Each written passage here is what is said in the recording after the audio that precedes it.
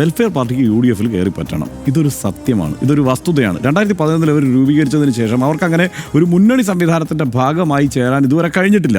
അവർ പല സാധ്യതകൾ തേടി, ഇടതുമുന്നണിക്ക് പല തെരഞ്ഞെടുപ്പുകളിലും പിന്തുണ പ്രഖ്യാപിച്ചു. പക്ഷേ അവരെ മുന്നണി എന്ന നിലയ്ക്ക്, ഒരു രാഷ്ട്രീയ പാർട്ടി എന്ന നിലയ്ക്ക് അംഗീകരിക്കാനോ അടുപ്പിക്കാനോ തയ്യാറായില്ല.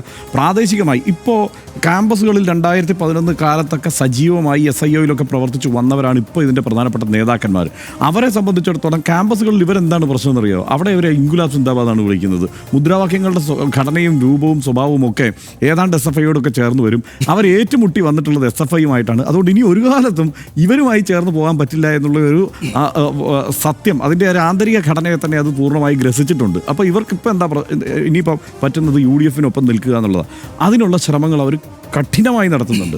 അത് ഇതിൻ്റെ ഒരു ചരിത്രം നമ്മളെടുത്ത് പരിശോധിച്ചാൽ, നമ്മൾ നേരത്തെ പറഞ്ഞല്ലോ സനീഷ്, ഇപ്പോൾ അടിയന്തരാവസ്ഥ കാലത്ത്, അതിനുശേഷം ബാബറി മസ്ജിദ് തകർത്തതിന് ശേഷം ഒക്കെ ഈ ഒരു സംഘടന എന്നതിൽ, മതസംഘടന എന്ന നിലയിൽ തന്നെ അത് നിരോധിക്കപ്പെടുമ്പോൾ, ജമാഅത്തെ ഇസ്ലാമി നിരോധിക്കപ്പെടുമ്പോൾ നിലനിൽപ്പിന് വേണ്ടിയിട്ടാണ് വെൽഫെയർ പാർട്ടി ആ ഘട്ടത്തിൽ രൂപീകരിക്കപ്പെടുന്നത്. ഒരു രാഷ്ട്രീയ പാർട്ടി എന്ന നിലയ്ക്ക് അതിപ്പം SDPI നിരോധിക്കാൻ പറ്റില്ല, അതുപോലെ ഇതിനെയും അങ്ങനെ ഒരു ജനാധിപത്യ സംവിധാനത്തിൽ അങ്ങനെ എളുപ്പത്തിൽ നിരോധിക്കാൻ പറ്റില്ല. അതുകൊണ്ട് ഒരു രാഷ്ട്രീയ പാർട്ടിയായി വന്നു. പക്ഷേ അവർക്ക് ആഗ്രഹങ്ങൾ വന്നു. ആ ആഗ്രഹങ്ങൾ ഈ തെരഞ്ഞെടുപ്പ് ആഗ്രഹങ്ങളായി അവർക്കത് മാറി. ഈ മതസംഘടനയെ നിലനിർത്തുന്ന എന്നുള്ളതിനപ്പുറത്തേക്കുള്ള തെരഞ്ഞെടുപ്പ് ആഗ്രഹങ്ങളിലേക്ക് വന്നപ്പോഴാണ് അവർക്ക് ഈ കാര്യങ്ങളെല്ലാം വരുന്നത്.